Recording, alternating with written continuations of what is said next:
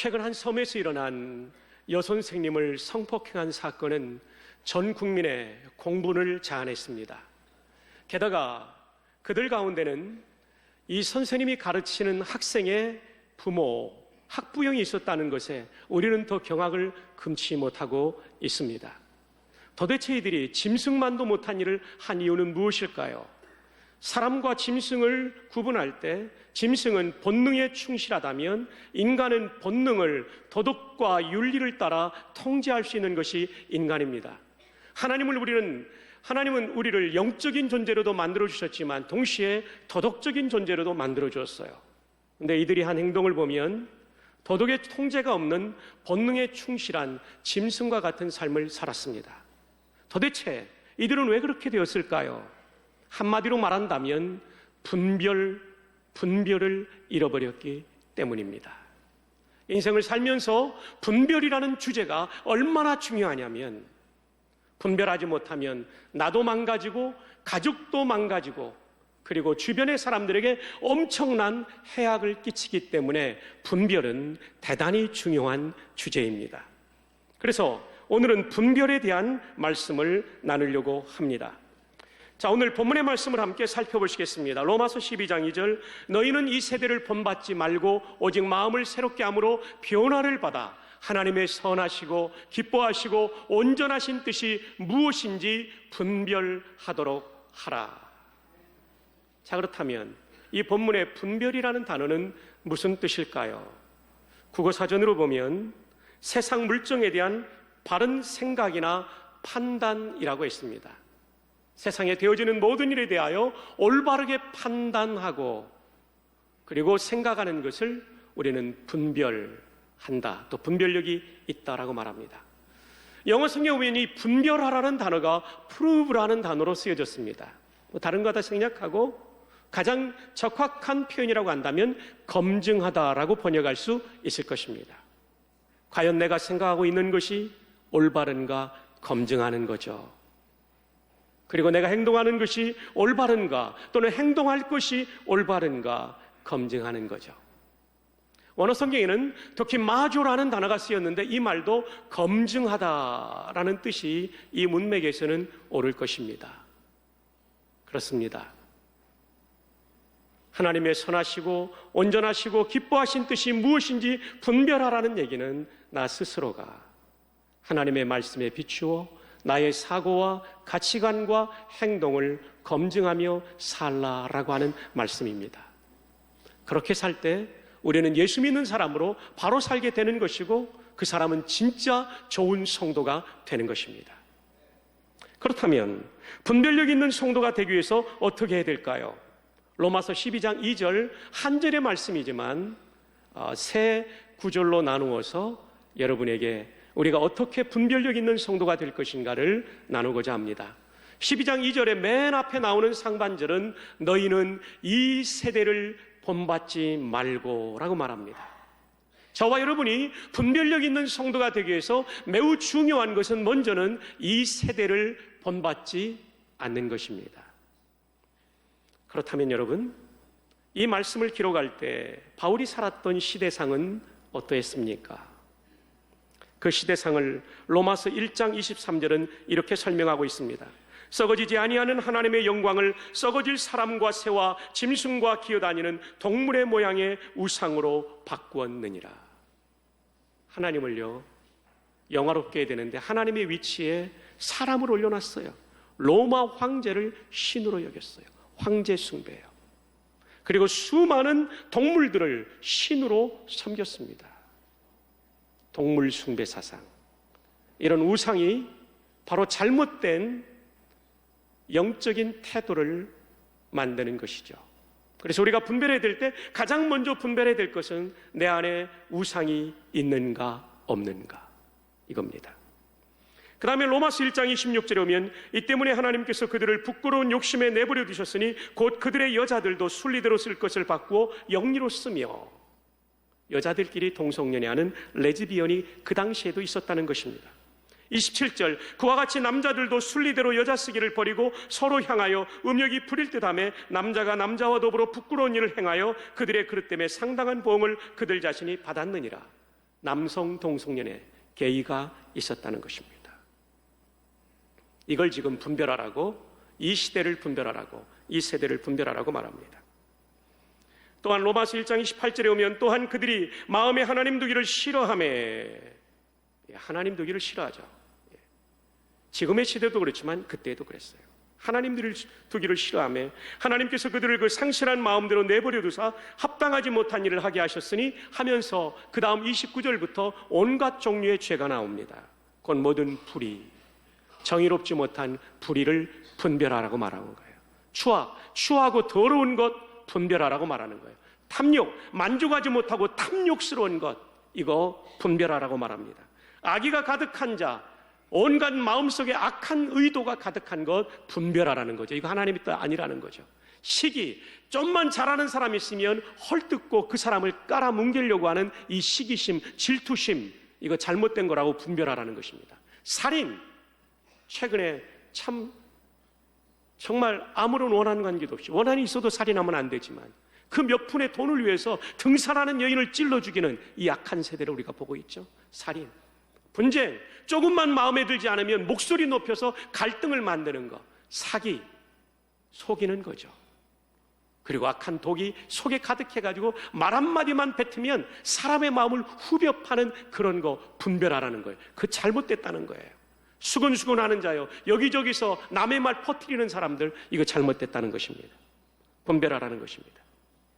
뿐만 아니라 비방하는 자라고 나오죠. 30절에 없는 말을 지어서 다른 사람을 모함하는 것, 이거 분별하라는 거예요. 이건 하나님의 사람이 할 일이 아니라는 거예요. 하나님께서 미워하시는 자, 능욕하는 자, 사람을 만나면 수치스러운 말로 그 사람을 수치스럽게 하는 것, 이게 능욕하는 겁니다. 교만한 것, 사람은요 조금만 더 가지고 있으면 교만합니다.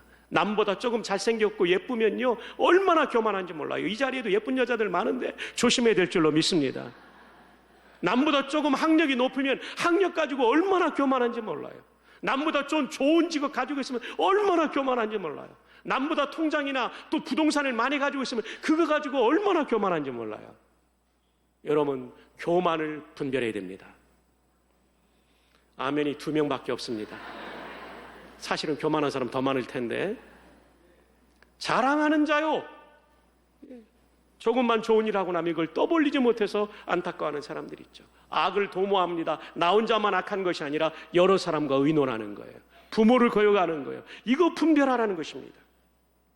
31절에 우매한 자, 어리석게 잘못된 길을 따라가는 것이요, 배약하는 자, 약속을 어기는 자요, 무정하고 무자비한 자, 정말 사람을 얼마나 무자비하게 대하는지 몰라요.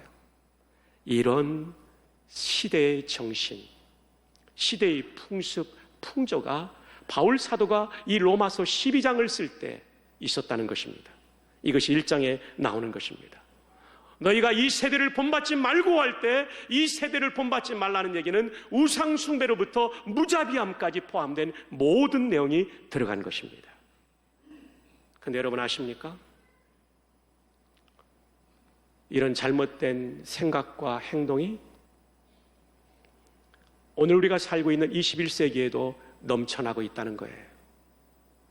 이것이 교회 밖에 있는 사람에게만 아니라 교회 안에 있는 저와 여러분에게도 이런 잘못된 것이 있다는 거예요. 그러므로 이 잘못된 것을 본받지 않도록, 오히려 이 부분을 제거하도록 우리는 힘써야 될 줄 믿습니다. 그래야 분별력이 생겨요.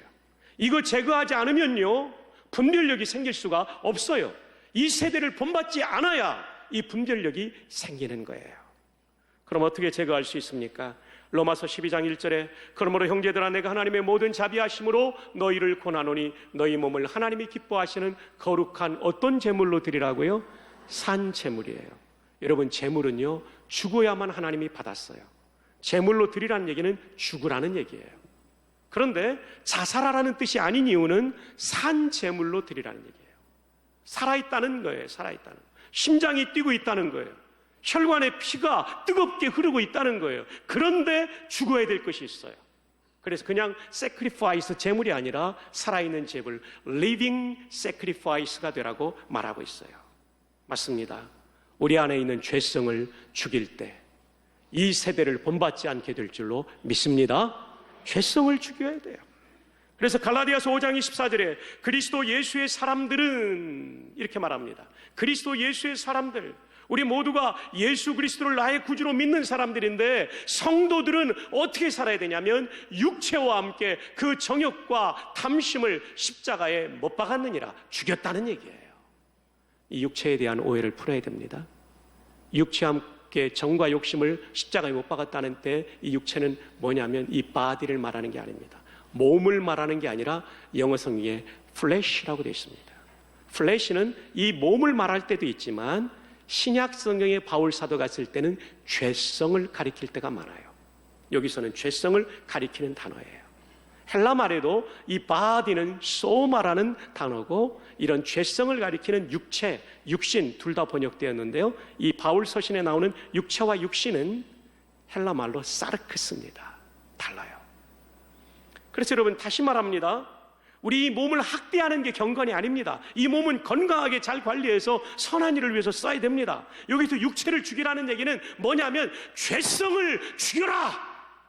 죄성의 또 다른 양상이 뭡니까? 욕심을 죽여라. 그리고 정욕을 죽여라. 이게 이 세대를 본받지 않는 거예요. 저도 그렇고 여러분도 그렇고 끊임없는 안에 욕심들이 있지 않습니까? 잘못된 생각들이 있지 않습니까? 이걸 죽이는 거예요. 죽인다는 건 뭐냐면요, 그 욕구를 거부하는 거예요. 그리고 그 욕구를 따라 행동하지 않는 거예요. 그건 죽습니다. 마지막으로 분별력을 가지기 위해서는 어떻게 해야 될까요? 로마서 12장 2절에 맨 뒤에 나오는 하반절입니다. 상반절, 중반절 넘어서 하반절이에요.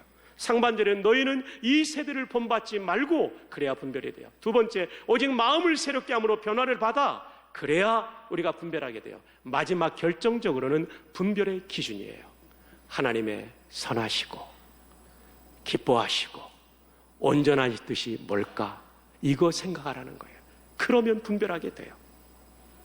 자, 여러분께서 어떤 문제를 가지고 생각을 할 때 먼저 이것을 떠올려야 됩니다. 내가 지금 생각하는 이것이 하나님께서 선하게 보실까, 악하게 보실까? 여러분, 한번 제가 예를 들어 드릴게요. 자꾸 남의 남편이 눈에 밟히고 그 사람이 신경 쓰이고 그 사람 타일에도 하나 사주고 싶고, 이거 선한 겁니까, 악한 겁니까? 네.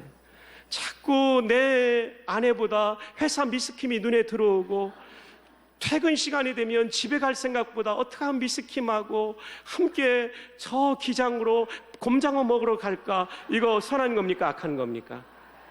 네. 그런데 왜 그 생각을 하고 있습니까? 분별을 안 했기 때문에 그런 거예요.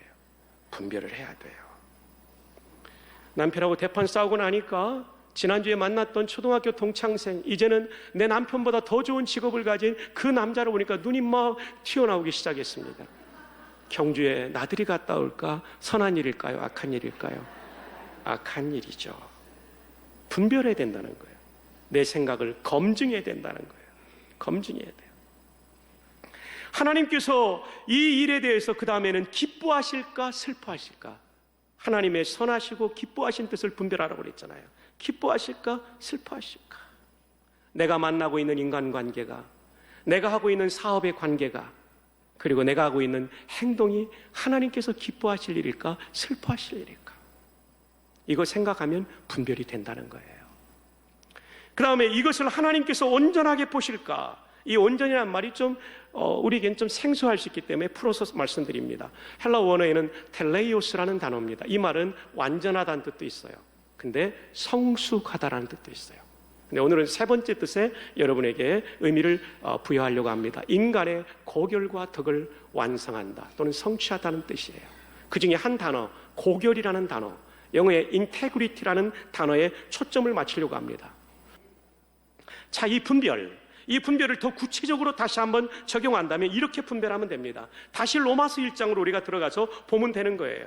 로마서 1장 25절. 자, 우리 함께 읽어요. 시작. 이는 그들이 하나님의 진리를 거짓 것으로 받고 피조물을 조물주보다 더 경배하고 섬김이라. 주는 곧 영원히 찬송할 이시로다. 아멘. 여러분, 피조물을 하나님보다 더 섬기는 건 다우상 숭배예요. 여러분 가운데 어제 뉴스를 보신 분들 경악을 금치 못했을 거예요. 32살의 김정은의 생일이 북한의 국가 명절이 되었습니다. 은하절이 된다는 거예요. 정말 미치고 환장하겠어요, 제가. 거기는요, 삼위일체가 있는 나라입니다. 성부와 성자와 성령님이 계시지 않고 김일성, 김정일, 김정은이 있는 삼위일체가 있는 나라예요. 정말 이제 무너질 날이 얼마 남지 않았다는 것을 자꾸 느낍니다. 저는 북한 절대로 안 갑니다. 이런 설교를 하도 많이 해가지고 저 가면 그대로 포로돼서 노동형을 살게 될까 봐 저는 안 갑니다. 통일될 때까지 참습니다. 뿐만 아니라 돈과 명예와 쾌락을 우상으로 삼는 것, 이것이 변질이에요. 변화되어야 됩니다. 로마서 1장 26절과 27절, 여자들끼리 동성연애하는 거, 남자들끼리 동성연애하는 거 나와요. 이거 잘못입니다. 동성애자는 우리가 사랑으로 대하고 그분의 변화를 위해서 섬겨야 됩니다. 이호나 목사님과 지난주 국민을배 나왔던 박모 형제, 참 잘 이겨내고 많은 사람을 돕고 있어요. 우리가 혹시 우리 교회 안에 동성애자가 있다면 그 사람을 사랑하고 그 사람이 회복될 수 있도록, 중독에서 치료될 수 있도록 해야 돼요. 남성끼리 동성연애하면 그 전립선을 강하게 자극해가지고 그 쾌락이 중독이 돼버린대요. 그래서 헤어나기가 힘들대요. 이건 복음으로만, 사랑으로만, 또 진리를 깨달음으로만 회복될 줄 믿습니다. 어제 그런 면에서 서울 시청 앞 광장에 동성애 퀴어 축제가 열렸는데 벌써 17번째라고 그러더라고요, 세상에. 근데 감사하게도 어제는요, 굉장히 많은 전국의 성도들이 올라갔어요. 그래서 대규모 반대 집회를 열다 보니까 어제 KBS 뉴스를 보니까 공정하게 보도를 하더라고요. 동성애에 대한 이제 정말 적극적인 반대 논의도 우리가 함께 다뤄야 된다. 참 마음이 흐뭇했어요. 우리 교회 성도들 15명 올라갔는데요, 제가 나중에 카톡을 통해 확인해 보니까 광주에서는 버스, 대형 버스 70대 올라갔대요. 여러분 정말 잘 놀라셨어요. 그건 놀라야 됩니다. 부산에서는 버스 2대 올라갔대요. 이거 진짜 우리 좀 부끄럽지 않습니까? 내년에는 우리 떼거리로 올라갑시다. 없으면 좋겠지만, 다 올라가가지고 이 잘못된 길 막고 그분들 구출해내고 다음 세대가 오염되지 않도록. 이 축제가 계속되면요, 나중에 사람들 속에 그거 괜찮은 거다 이렇게 오해할 수 있거든요. 그래서 내년에는요, 하여튼 우리도 많이 올라갑시다. 아멘 좀 하소. 많이 올라갑시다. 이거 분별해야 돼요. 지금 동성애 문제 분별해야 돼요. 이 로마서 1장에 나와요. 29절부터 자세히 보면 불의한 일에 내가 가담하고 있진 않은가. 추악한 일, 직장에서 어린 신입사원한테 아주 그 참 야한 성적인 농담을 하는 사람이 우리 가운데도 있을 수 있다는 거예요. 탐욕이 가득한 건 아닌가. 악한 의도가 가득한 건 아닌가. 교회에서나 직장에서나 나보다 잘하는 사람 보면 시기 질투가 발동이 돼가지고 그 사람 못 잡아먹어서 안달이 되지는 않는가. 그래서 조그만 문제에 내 마음에 안 들면 분쟁을 일으키는 사람은 아닌가. 사기치는 사람은 아닌가. 악독이 가득한 사람이 아닌가. 수근수근하는 사람이 아닌가. 비방하는 자가 아닌가. 다른 사람에게 수치를 주는 자가 아닌가. 교만한 자가 아닌가. 자랑하는 자가 아닌가. 악을 여러 사람과 도모하는 자가 아닌가. 부모를 거역하는 자가 아닌가. 우매한 자가 아닌가. 배약하는 자가 아닌가. 그리고 무정하고 무자비한 자가 아닌가. 나 자신을 분별할 수 있기를 바랍니다. 그러면 바로 설 수 있어요. 너희는 세상의 소금이라고 했어요. 독일이 나치치하에서 수많은 교회가 넘어갈 때 보네포 목사님과 그리고 많은 목회자들이 독일 교회를 수호했는데 그분 중에 한 분이 신학자인 헬무트 틸리케입니다. 헬무트 틸리케 목사는 이런 얘기를 했습니다. 세상은 교회를 향하여 세상의 설탕이 되어달라고 요구하지만 그들에게 필요한 것은 그들의 마음을 아리게 하는 소금이다. 세상은 교회에게 요구하는 게 니들 좀 세상을 달콤하게 만들어달라, 구제하고 봉사하라, 이런 얘기만 하죠.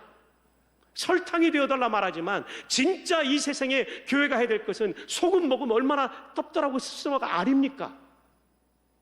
아리지만 세상을 살릴 수 있는 소금과 같은 역할을 하는 게 교회라는 거예요. 그러기 위해서 교회는 분별력을 가져야 될 줄 믿습니다. 하나님의 선하시고 기뻐하시고 온전하신 뜻을 날마다 분별하는 성도가 많아질 때 우리 교회가 그런 교회 되고 우리 교회가 부산 안에서 이 경남권에서 이런 분별력 있는 소금이 될 줄 믿습니다. 우리가 비전센터 입당한 다음에도 설탕 정도로 만족하지 마십시오. 소금이 되는 교회 되기를 바랍니다. 존 비비어 목사님이 쓴 무엇이 선한가라는 책에 이런 얘기가 나와요. 80년대에 미국에서 가장 유명했던 부흥사가 교도소에 갇혔어요. 이분의 범죄는 간통죄와 그리고 사기 그리고 몇 개의 죄가 더 붙어 있었어요. 존 비비오 목사님 너무나 안타까웠어요. 세상에 80년대 미국을 이끄던 영적 지도자가 아주 추악한 범죄를 저지르고 수인이 되어서 교도소에 들어가 있는 거예요. 매너를 가서 물었대요. 목사님 언제부터 그렇게 되셨습니까? 목사님 언제부터 예수님에 대한 사랑이 그렇게 식어버리고 말았습니까? 뻔뻔스럽게 그 목사는 이렇게 말했답니다. 나는 예수님을 사랑하지 않은 적이 없습니다. 예수님 사랑 여전히 했습니다. 믿을 수가 없는 거예요. 제가 인용한 책은 이태희 변호사의 세계관 전쟁이라는 책에 이 얘기를 하면서 이태희 변호사는 자기의 경험을 이렇게 말합니다. 어느 날 일본에서 어떤 교회를 방문했을 때 한 자매가 있었대요. 새벽기도 열심히 하고 주일 예배 열심히 하고 온갖 봉사를 열심히 하는데 이 자매가 바람이 났대요. 유부남과 결혼하지 않은 처녀가 유부남과 바람이 났대요. 그는 존 비비어의 책을 읽으면서 이 자매에 대한 문제를 파악하게 돼요. 이어서 계속해서 존 비비어의 질문을 다시 한번 드립니다. 그가 다시 그 유명한 부흥사에게 질문했답니다. 아니 목사님 그게 무슨 말입니까? 당신은 지금 간통죄와 사기죄와 수많은 죄를 저지르고 지금 감옥에 들어와 있는데 예수님에 대한 사랑이 식지 않았다면 어떻게 이렇게 추잡한 범죄를 저지를 수가 있겠습니까? 이때 그 부흥사가 이렇게 말합니다. 존, 나는 죄를 저지르는 동안에도 예수님을 사랑했습니다. 하지만 그분을 두려워하지는 않았습니다. 하나님에 대한 두려움이 없는 게 문제였습니다. 맞아요, 여러분. 우리는 너무나 달콤한 신앙생활 할 때가 많습니다. 하나님을 사랑한다고 하지만 정작 만유의 주제가 되시며 내 삶의 주관자가 되시는 하나님에 대한 두려움을 잃어버리고 하나님을 사랑한다고 말할 때가 얼마나 많아요. 그래서 죄 짓는 것을 두려워하지 않고 죄에 빠지게 되는 것이죠. 분별력은 하나님에 대한 두려움이 있을 때 또한 생기는 것입니다. 여러분, 매주일 빠짐없이 예배를 드리고 열정적으로 교회를 섬기면서도 아마 이 자리에 세상에 가서 사기치는 사람이 있을 거예요. 폭리 취하는 사람이 있을 거예요. 이렇게 예배를 거룩하게 드리면서도 개인적으로는 포르노에 빠진 사람이 있을 거예요. 만나서는 안 될 남자를 만나고 만나서는 안 될 여자를 만나는 사람이 이 자리에 분명히 있을 거예요. 회사에서는 예수 믿는 사람의 냄새를 전혀 내지 않고 자신을 은폐하고 똑같이 뇌물받고 똑같이 여직원 희롱하면서 직장생활하는 사람이 있을 수 있어요. 왜요? 두려움이었기 때문이에요. 두려움이었기 때문에. 그래서 분별이 안 되는 거예요. 사무엘하 12장 9절은 다윗의 범죄를 이렇게 고백합니다. 그러한데 어찌하여 내가 여호와의 말씀을 업신여기고 나보기에 악을 행하였느냐. 하나님과 하나님의 말씀을 업신여긴 거예요. 다윗이 밧세바를 범하고 우리아를 교살한 그 뿌리가 뭐냐면 하나님에 대한 두려움을 그 순간 가지지 않은 거예요. 여러분, 우리의 마음속에 하나님을 무서워하는 이런 눈이 열리기를 바랍니다. 반대로 요셉은 어떻게 했습니까? 창세기 39장 9절에 이런 증언이 나옵니다. 이 집에는 나보다 큰 이가 없으며 주인이 아무것도 내게 금하지 아니하였어도 금한 것은 당신뿐이니 당신은 그의 아내임이라. 그런즉 내가 어찌 이 큰 악을 행하여 하나님께 죄를 지으리까. 보디발의 아내가 간통을 하자고 유혹했을 때 자기 주인 보디발 때문만에 그 이유만 가지고 이걸 거절한 게 아니에요. 하나님에 대한 두려움이 있으니까요. 이 집안에 사람은 쥐새끼 하나도 없었어요. 그 여자와 나밖에 없었지만 살아계신 하나님에 대한 두려움이 있었기 때문에 그는 단호히 이 유혹을 분별할 수 있었던 거예요. 하나님에 대한 두려움, 죄를 분별하게 하는 것입니다. 우리 가운데 두려움을 회복할 수 있기를 바랍니다. 빌립보서 2장 12절은 이렇게 우리에게 권면하고 있습니다. 그러므로 나의 사랑하는 자들아, 너희가 나 있을 때뿐 아니라 더욱 지금 나 없을 때에도 항상 복종하여 따라하시다. 두렵고 떨림으로 너희 구원을 이루라. 두렵고 떨림으로 이루어가는 구원이에요. 예수님을 믿음으로 저와 여러분이 천국 가는 건 확정되었어요. 칭의적 차원의 구원은 확정되었어요. 그러나 예수님을 닮아가고 허물어진 우리의 인격과 우리의 영성이 회복되는 일을 위하여서는 두렵고 떨림으로 이 성화적 차원의 구원, 거룩함을 이루는 구원은 이루어가야 되는 것입니다. 말씀을 맺습니다. 오늘 하나님께서 우리에게 분별하라고 말씀하십니다. 세상을 더 이상 본받지 말라고 말씀합니다. 우리 안에 있는 세상의 물을 좀 뽑아내기를 바랍니다. 뿐만 아니라 성령의 인도를 받아 우리의 마음을 새롭게 하라고 말씀하십니다. 오늘부터 구체적으로 성경 말씀을 읽고 기도하는 삶이 회복되기를 바랍니다. 마지막 세 번째, 하나님이 무엇을 더 선하게 여기시는가?